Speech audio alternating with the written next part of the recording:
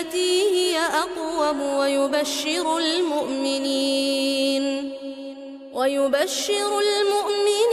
الذين يعملون الصالحات أن لهم أجرا كبيرا، وأن الذين لا يؤمنون بالآخرة أعتدنا لهم عذابا أليما.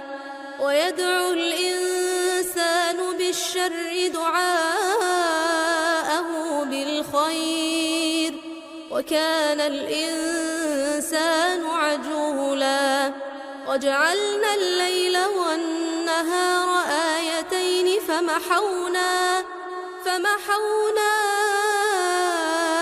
آية الليل وجعلنا آية النهار مبصرة لتبتغوا فضلا من ربكم ولتعلموا عدد السنين والحساب،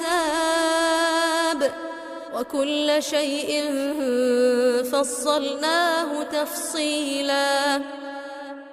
وكل إنسان ألزمناه طائره في عنقه، ونخرج له يوم القيامة كتابا يلقاه منشورا.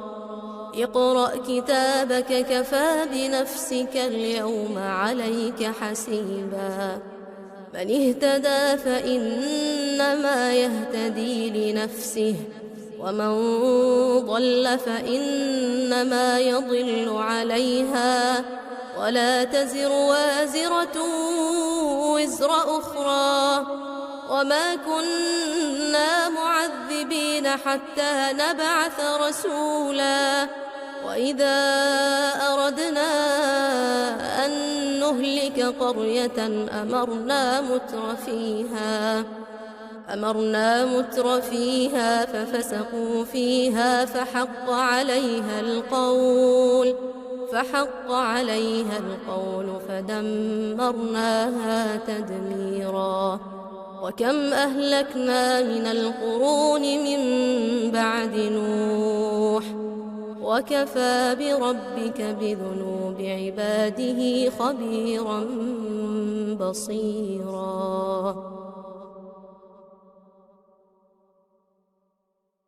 قراءة القرآن الكريم تحتاج إلى تدبر، فالتدبر مش هيجي من الصوت الكويس. ويمكن دي معلومة مهمة جدا، ناس كتير بتقول إزاي أحسن صوتي في القرآن الكريم.